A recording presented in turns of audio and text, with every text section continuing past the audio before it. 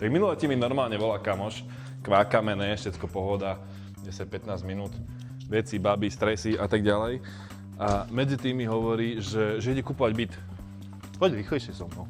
Že ide kúpovať byt. A hovorím, že fajn, super, ne, tak gratulujem všetko jedno s druhým. A hovorím, že ide podpisovať a vyplatiť zálohu. A hovorím, čo, že jak zálohu, že s kým si jednal ty svoju hypotéku, či teda máš na to toľko, koľko si myslíš, hej, že ti dá tá banka.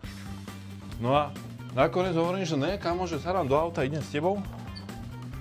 Tak sme sadli k tomu na chvíľočku, všetko prepočítavame zľava správa, hovorím, že akože nechaj sa ofajčiť, bo väčšinou v tých realitkách oni majú svojho finančaka nejaká, ktorý to pretlačí, ale ich primárnym cieľom je predsa predať nehnuteľnosť. A keď platíš zálohovú platbu za tú nehnuteľnosť, tak tebe, keď spadne financovanie, to predsa nie je problém tej realitky a oni si tú svoju províziu, tú zálohu proste nechajú. Takže v praxi sme zistili, a ušetril som mu tých 5 litrov, ktoré tam ešte zaplatiť, prosím pekne, v praxi sme zistili, že má úverový rámec plus minus nejaký 30% menší, pretože nerozhoduje iba výška príjmu, ale aj druh príjmu, kde kupuješ nehnuteľnosť, či si nebol nejaký spoludlžník niekde, či nemáš, ja neviem, kreditné karty, nejaké povolené prečerpanie na bežnom účte a tak ďalej, tak ďalej. Tých faktorov, ktoré rozhodujú o tom, koľko dostaneš a či a vôbec, a či na tú konkrétnu nehnuteľnosť je strašne veľa. Takže nechaj sa opinkať.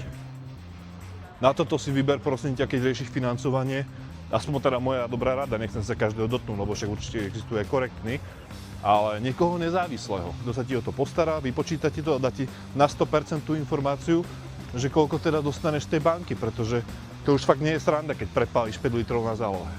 Posledný taký postreh pre teba, že keď teda už riešiš niečo s nejakým finančákom, dajme tomu tú hypotéku, to bývanie, tak prosím ťa, to není daňový úrad a nie je to ani finančná správa, ty mu nemôžeš tajiť informácie. V momente, ak niečo zatajíš, tak proste to dopadne špatne, ale najmä pre teba to financovanie nedostaneš.